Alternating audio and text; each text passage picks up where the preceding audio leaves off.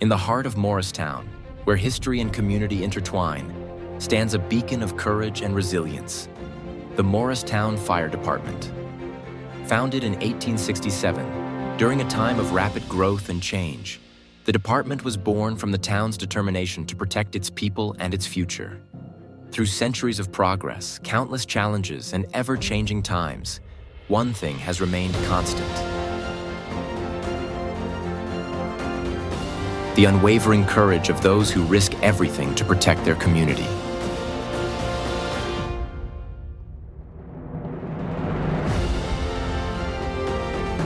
This is their story.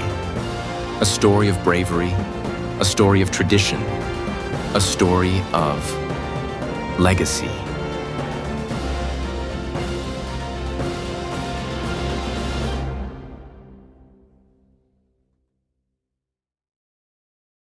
Yeah, hi, Pete. Thanks to be here. First, I just want to say I want to thank you, send a thank you to Fire Chief Robert Flanagan. Thanks for allowing us to do this, as well as with the fire companies that are represented here. This firehouse on Market Street in Morristown is the Washington Engine Company and the Independent Hose Company #1. Thank you, guys. So, yeah. So, Victor, let's start off by talking about growing up here in Morristown. As most people know, some may not, your dad at one point in time was the fire chief here in town. Yes. But before we talk about the fire department, I'm more curious about your childhood here. What was it like growing up here in the 60s and the 70s? Can you give people who are watching, who are particularly may have not moved into the town maybe recently or over the last 15 years, what life was like back then here in town? Well, I think that the town, it had a pretty good vibe, you know, with the different neighborhoods in town, and there was a lot of children in the town with these neighborhoods. My neighborhood, my immediate neighborhood, with myself, I mean, I just hung around with a couple of friends that we grew up, and you know, we stayed together there. But the schools were nice. The teachers were good, and just around in the center of town, these as far as what you don't see today, there was all stores were open. They were thriving. Speedwell Avenue, what you wouldn't recognize now, but Speedwell Avenue, where the high rises are, that side of the street was loaded with stores, and you know, that was thriving there, as well as the other side of the street, Speedwell Avenue. You had South Street, Morris Street, even on here along Market Street, but also around the green, stores, the churches were attended by many. There was many residents in town, and that's what I remember. The fire department was a good fire department. They very active.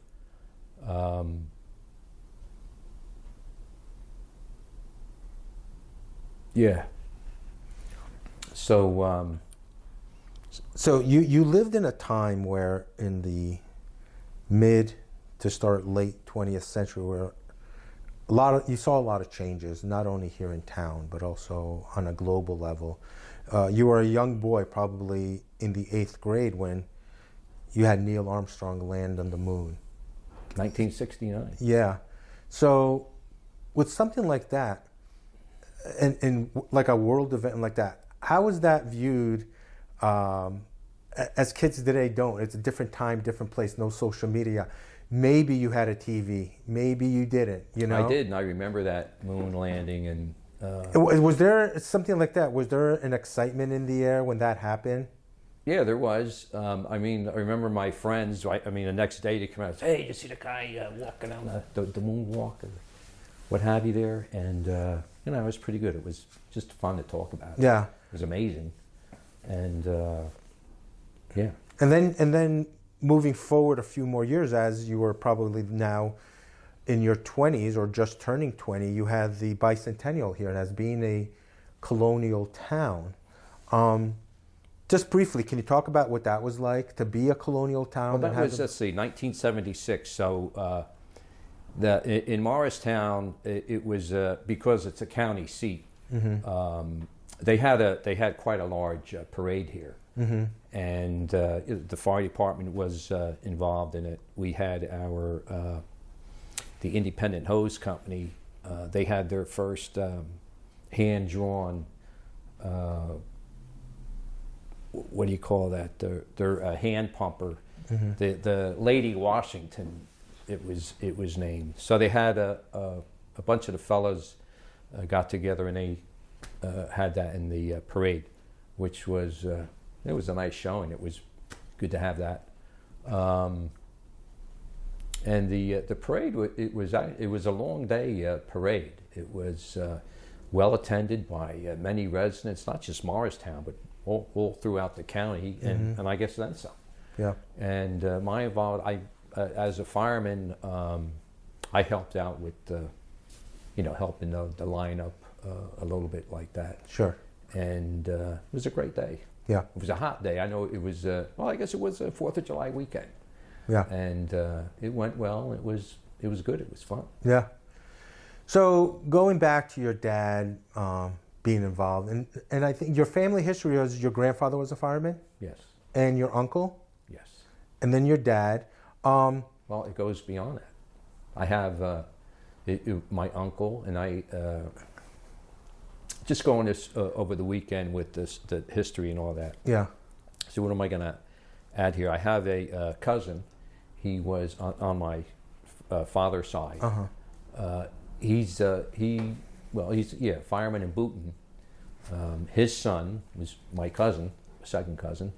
He became a fireman in Booton, and then he went on. He also got involved with the New Jersey Forest Fire Service, so he got into forestry firefighting. Later on, he followed up. He took the exam for the Newark Fire Department, Mm-hmm. and he went on to be a Newark fireman. And later on, he went up in the ranks, and he retired as a deputy fire chief in the Newark Fire Department. Nice. So I was proud to see him do that. Yeah. So growing up in town here as a kid, and you have all these different family members, and you have a family lineage, was it hard staying out of trouble? For me, no. I just got in trouble just amongst my family. That's the kind of trouble I got. Yeah, that's the worst kind, though. I wasn't a big troublemaker about. Yeah. I guess I had enough things to keep me busy. Sure. Probably thinking about the fire department. Sure. So how influential was it having all these family members in the fire service to you joining? Well, with me joining, they, I always looked up to them, with my father mostly, but also my uncle. My uncle and my father, they were around a lot, Mm-hmm. because we would go visit them, they would come visit us. My cousin, not so much. Right. I would see him once in a while at larger family gatherings, and the talk was always about the fire department, Mm-hmm.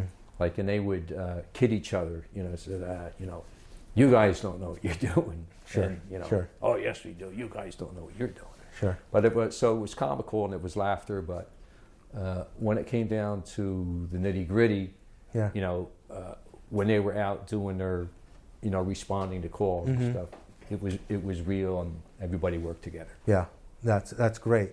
So once you joined, was there a sense of,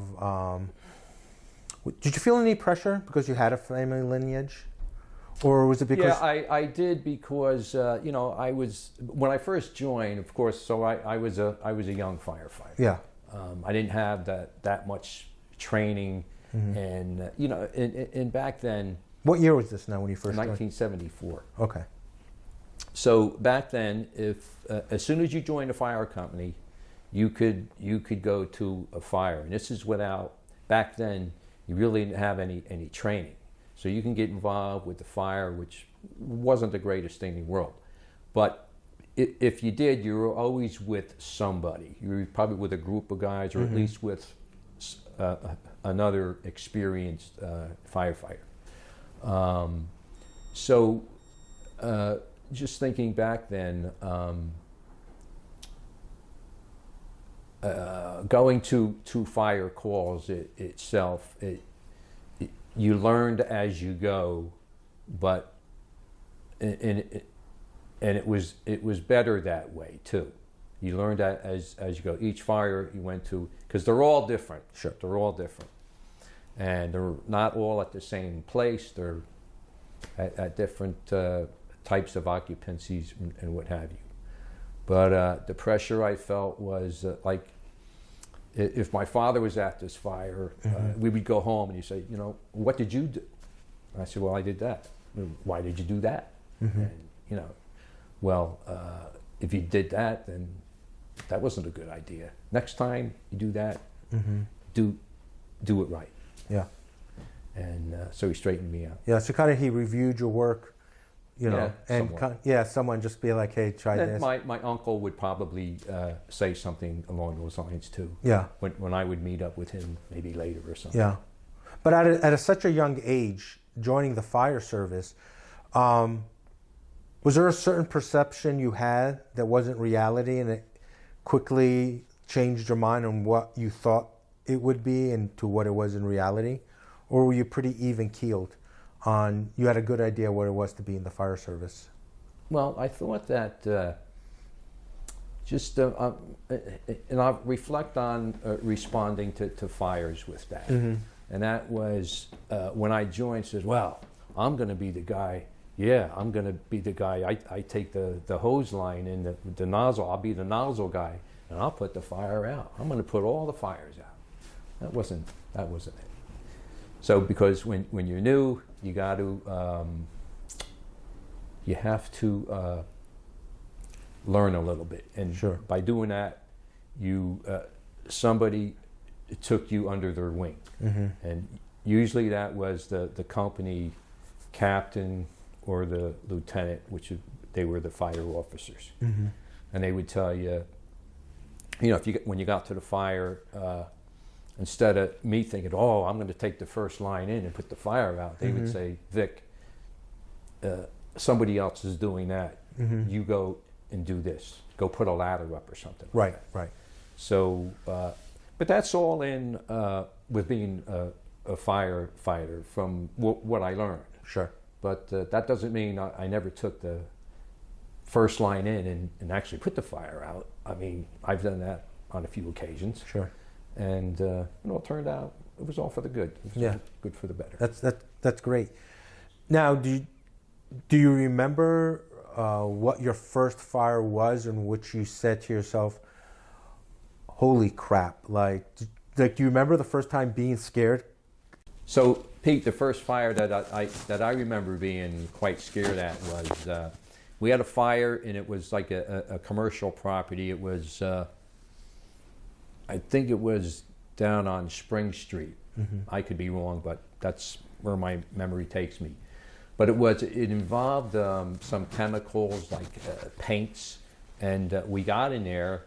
We put the fire out, but as we're looking around investigating the area, there was a couple of us firemen in there, but you could still smell the chemical smell. So all of a sudden, my father, the chief at the time, all of a sudden he pushes us all out. And it was like a football player coming after me, pushing myself and a bunch of other guys, pushed us out of the doorway. Something, what's going on? As soon as he done that, the place lit up again. Wow. And So that was a little scary. Yeah. Yeah. But nothing happened. Yeah. Well. So, but I thanked him. That's that. And I said, how'd you know that? So he goes, experience. So that was it. Yeah. Yeah. So that was great. So throughout your time being on the fire department, is there one, other than this incident we just discussed, is there one particular fire that you'll never forget? There's been many. We've had big fires here. Historical fires. When I was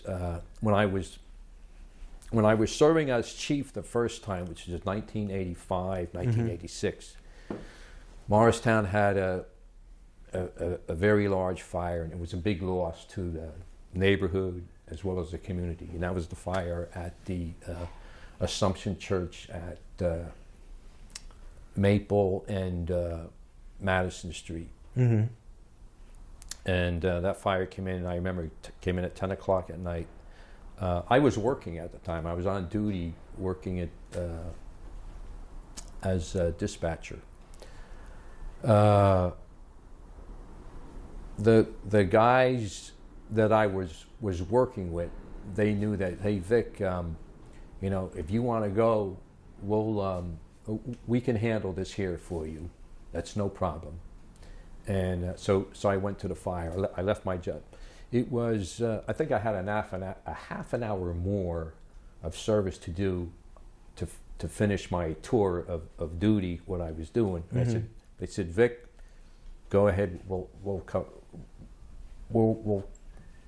cover your position here. Mm-hmm. So then I went down.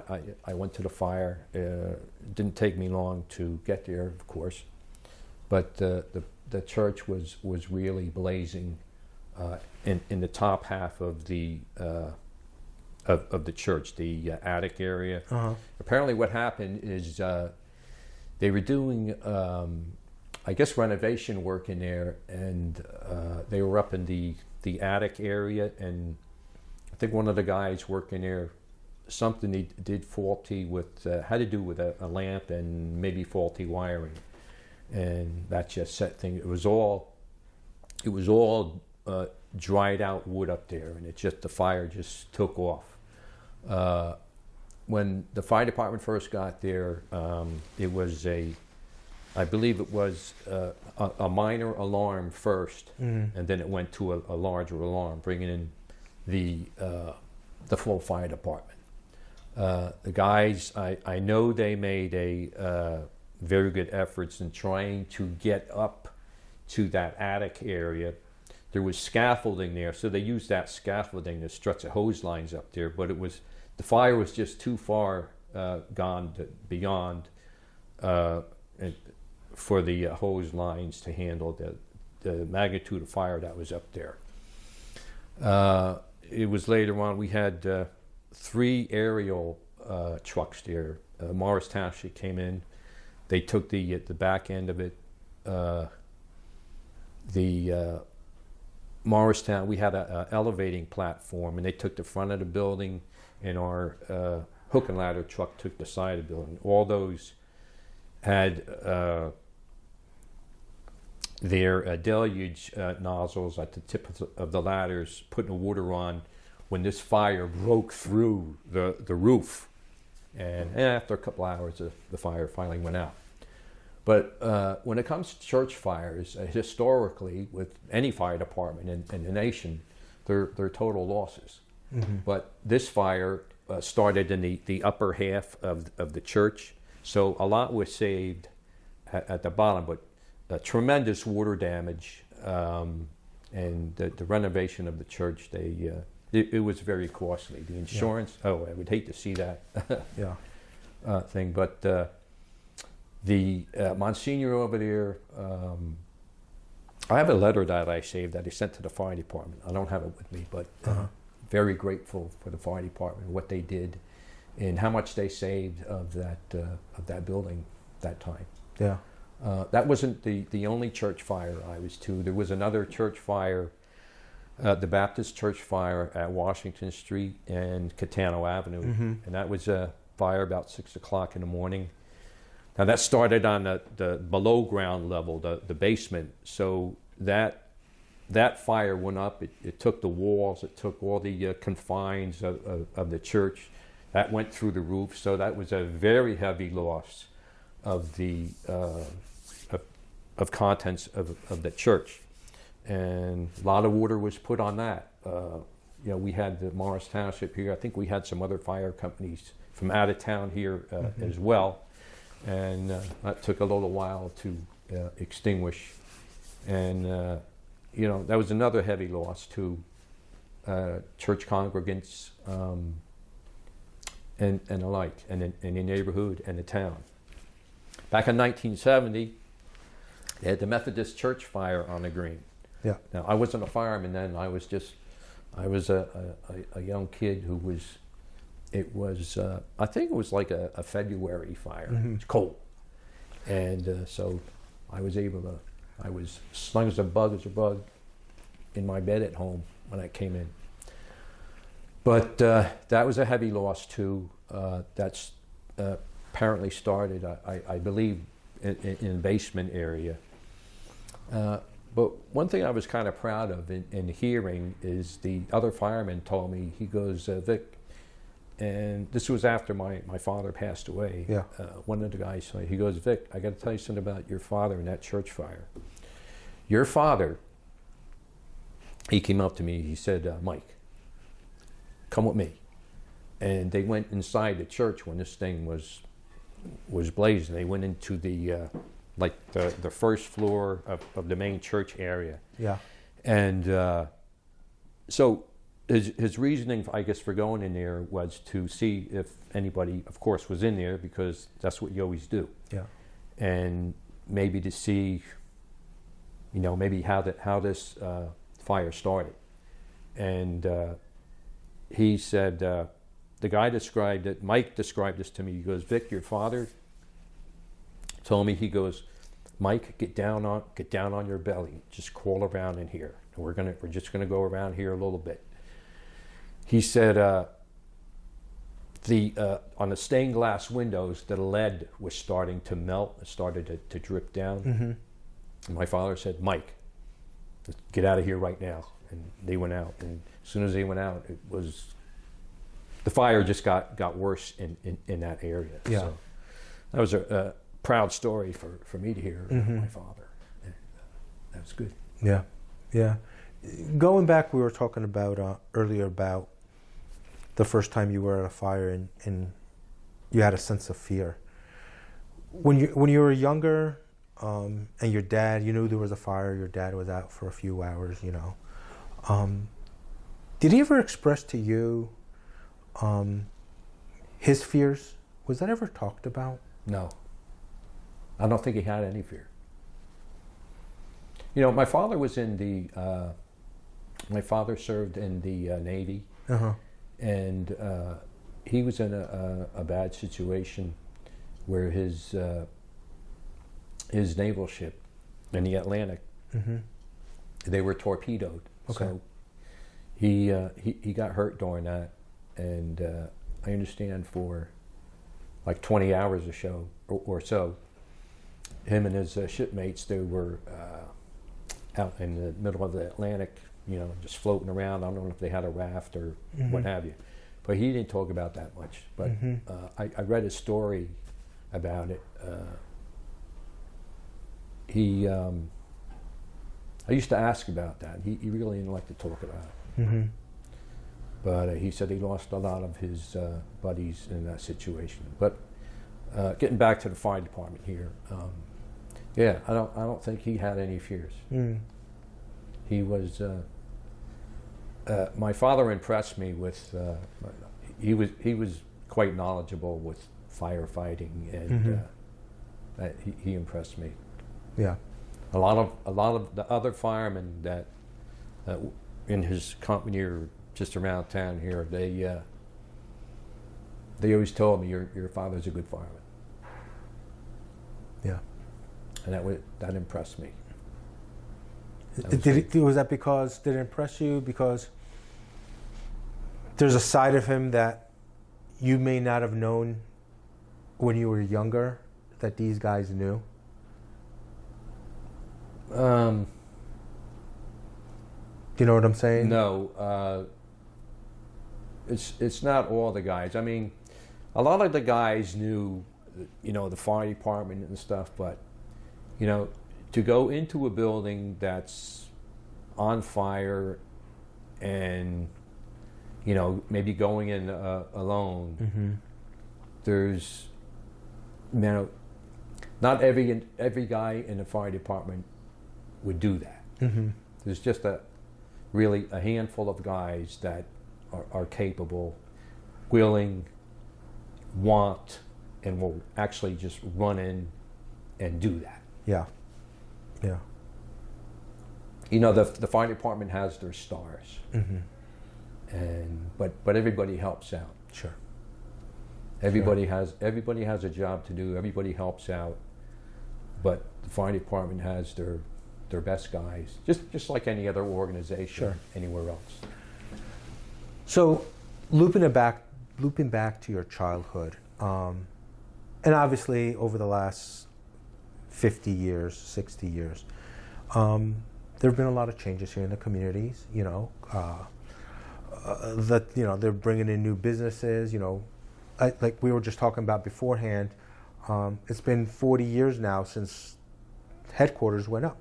And I remember how it went from, as a kid, one day you had a hole in the ground and then all of a sudden these 4 buildings come up. Being in the fire service and seeing these 4 buildings going up, did that change, like, for you personally and or for the fire service, those who you served with, when you saw these buildings go up, did it ever think like, well, I hope there's never a fire there? Or was it like, did you ever feel like you weren't prepared if there was a fire there? Well, on or about probably 1976, I think when the 1776 building was up and operating then. So I was a young fireman, Mm-hmm. and yeah, I thought that myself, and so did a lot of other guys in the fire departments. The reaction was, gee, if we get a fire there, what are we going to do? Yeah, okay. So my father, as a chief, he set up a drill that we would have there, and so if you get a fire in a building like that, it's not just going to be Morristown, it's going to be other community fire departments are going to come in and assist us. So it was, well, I know a couple other drills, and I'm kind of getting them mixed up, but the first one we had, I think, was just for Morristown Fire Department. Okay. So we had, the guys, we had our snorkel apparatus, and they raised their boom up and, made some maneuvers and see what they could do. We had our ladder truck, and they raised that and see what they could do. So a lot of guys were comfortable with, we did some hose stretching from the bottom floor, I guess, up to the top floor, but there's what they call in these high rises, they're standpipes, and they're hooked into it's part of the sprinkler system. Mm-hmm. So if there's a fire on, let's say, the 8th floor, you bring your hose lines up to the 7th floor, and then you hook up your hoses to the 7th floor, you bring your hose up to the 8th floor and confront the fire. Yeah. But what was really the fire department wanted to know is, do we have the capacity to pump water to the very top of the building? And we did it that night. So it satisfied everybody's mind, especially my dad, because he was the chief of the fire department. That we could make that. We could supply that amount of water to get to the top of the very top of the building. Okay. And then I remember, I think that Morristown Fire Department, along with the county fire academy. I think we had another drill there one time, and they called in other fire departments to participate. It was a high-rise firefighting drill practices. So that was good too. Yeah, yeah. But really not since then. Have we had any fires there? We had some minor fires there. Yeah. Aside from the 1776 fire, something that was comical in a way, but it was a learning experience because, somebody could have got hurt. But in the neighboring high rises that were under construction, we had a fire, I don't know, maybe up on the 8th floor or so. Yeah. And so we responded there, and alarms were going up. I don't think anybody saw any smoke coming out from the exterior. So everybody, let's see, there had to be, I don't know, maybe 6 guys. All of a sudden they get in the elevator and they go to the 8th floor. You go to the 8th floor, open the door, you can't see your hand in front of you. There's all smoke. You're all choking and chugging, and they found a stairwell and they came back down. So that was a real learning experience. Yeah, yeah. You get a fire like that, you don't take the elevator up to the floor of the fire. Yeah. just because you don't see anything. But yeah. They had it was a roll of rugs on fire. Okay. So all that like rubber and that synthetic, it was some really bad smoke. So yeah. That was a learning experience. So and that I think that was good. I think it's good it happened. Yeah. Nobody got hurt and like that. But since then, I don't think we had any really bad fires there. Yeah. So I want to loop back a little bit to your childhood. So what part of town did you grow up in? I'm sorry? What part of town did you grow up in? I grew up over by the Morristown High School. As a matter of fact, right across the street. It wasn't not the front of the high school was on Early Street. I lived on the side street, Atno Avenue. Okay. Which was and just about directly across from the high school. Okay.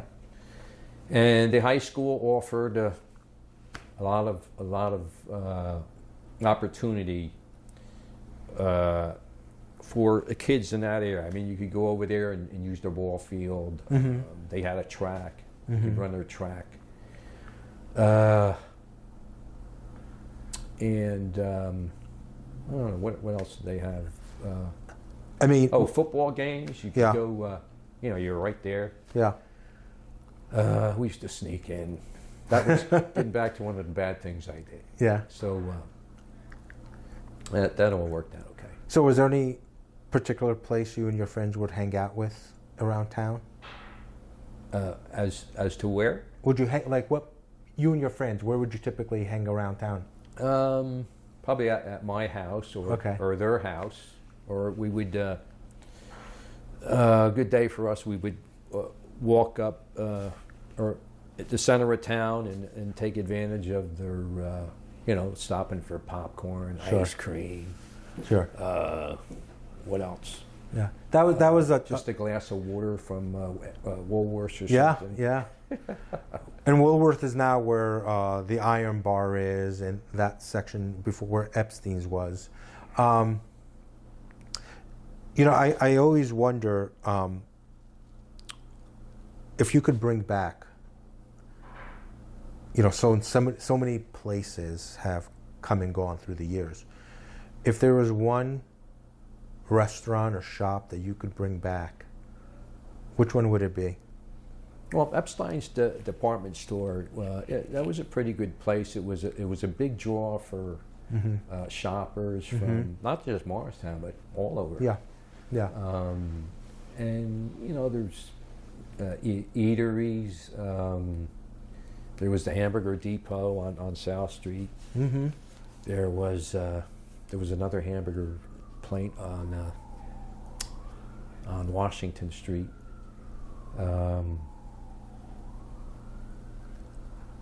Yeah, and that was a point in time. There was, before headquarters was built, there was the on Washington Street, we had the Triplex Theater. We had the Community Theater, which Yeah, that was another place. You know, we used to go to those. There was the, well, I was able to, before they knocked all that down over there for the high rises, was the Park Theater. The Park Theater, yeah.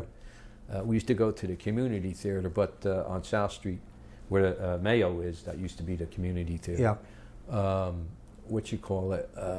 So when a good movie was shown, I would say, "Yeah, I hope it's playing at the Park Theater," because it wasn't that far away from Avenue Avenue.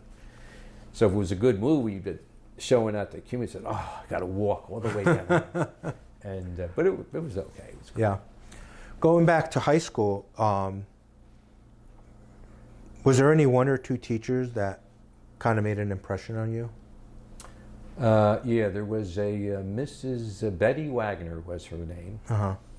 She taught algebra, and she was just really great. I remember the whole class. She was teaching some type of maybe it was a new kind of math or a new kind of algebra or what have you. But the whole class couldn't catch on to it. But she was good enough, and she goes, "Class, you guys, I know you have some free time. Come here and we'll get this going." And we did that. Maybe it was after school we even went to. Sure. But she was really nice about it. She had a really good attitude. She had a good teaching ethic, and when I learned what she was trying to teach us, I just felt really great. And let's see, who other teachers there? For English, I had Coach Sharona. He was good. He was a good teacher. You know, being I had him for English. Yeah. But I always known Coach Sharona. He was the coach. He was the football guy. He was talking football. But it was kind of a little odd that you go to his class. He's not talking football. Yeah. You know, what have you. But yeah, he was good. Yeah. Yeah. Who else can I think of? Really, that's it. High school, grammar school, I had some good teachers. Yeah. No, where was that? Where'd you go for that? Well, fourth grade, I had Alexander Hamilton School. I went there. I started in first of all, I started school at kindergarten. Yeah. And part of first grade, I went to St. Margaret's over there on Sussex and Columbus Street. Yeah. From there, I went to Alexander, finished first grade there, and went all the way up to fifth grade, ended fifth grade there. But my favorite teachers there were in fourth grade, I had Miss Gold. Fifth grade, I had Miss Mitchell. And they were really great. I think they had an impact on me in one way or another, but they were really good. Sometimes they were like, being a sister to you, but then the next thing they were your teacher. Yeah. And they were good. Yeah. Made going to school enjoyable. But after fifth grade, they decided to do something. I don't know if the schools were overcrowded and they had to alleviate some of the students from Alexander, but they did that with me. They did that with my friend who lived up the street from me. We went to Thomas Jefferson, so then we were bused there. Yeah, and that was a pretty good experience. A lot of good kids from down here. As a matter of fact, a lot of kids that I knew from that class there. I saw them at my 50th reunion. It was like we like hit it off again. Yeah, it was nice. Yeah. So those are friendships that will be for a lifetime. Doesn't matter how much time apart you have. Exactly. Yeah. So, as we wrap up things here, Victor, I just have two more questions for you. First, on the firefighter side of it, 9/11.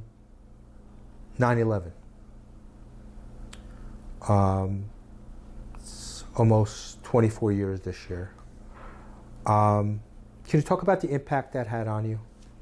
Well, I'll tell you the events that happened that day with me. Yeah. I went to work. I was working in the sheriff's department. I was working in the courthouse that day. I remember walking. I had duties working in the courtroom. I remember one of the guys running down the stairs and saying, "Hey, an airplane just crashed into the World Trade Center." And then, I think in the offices somebody had the radio on, and they were listening to the accounts of it. So I think I had a break, and I went out to my car, because I had one of these fire scanner, police fire radios. So I went to my car, I got it, and I came back in because a certain bank of channels on that radio, I had the New York City Fire Department on it. So I was able to have it with me, and I listened to it, and I was listening to the members talk on it, and then understand we need help, you got to send these units, we need more ambulances, we need men to go up into the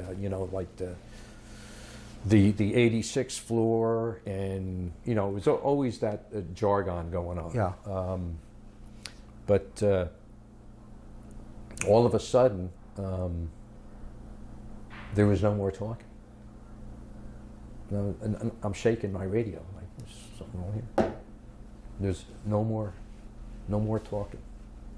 So then I get the news accounts that the buildings came down. I cried because I knew that so many firemen were lost, and others as well. And I later learned that when the first responders were going there, the fire was so intense on the upper floors is that the workers, the people who worked in the buildings, they jumped to their final deaths. But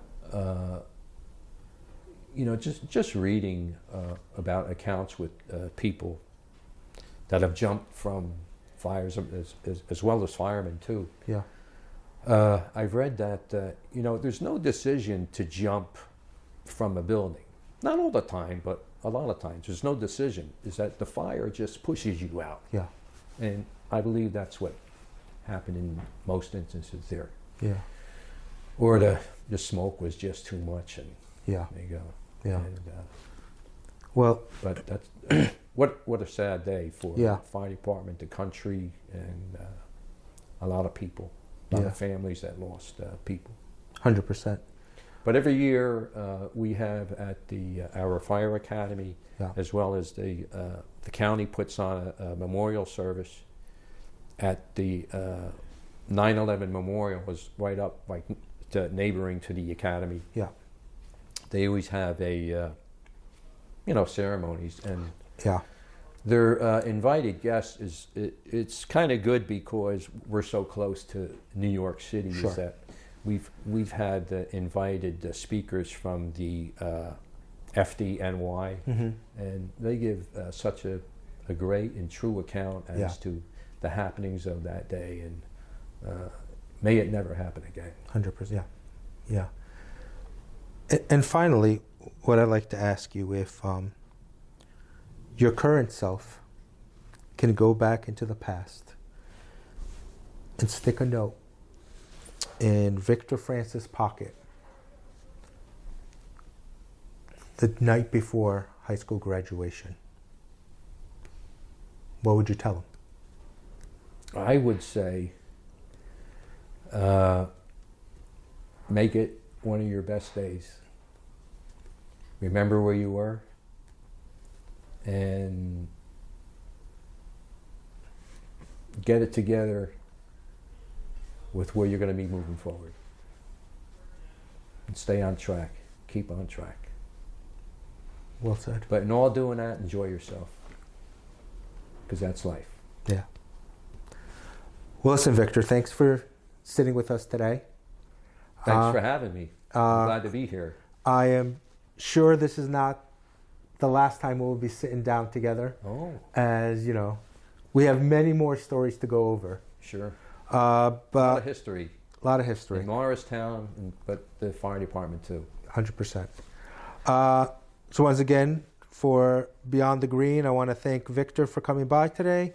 And until we see you guys next time, be good to each other, take care, and have a great new year.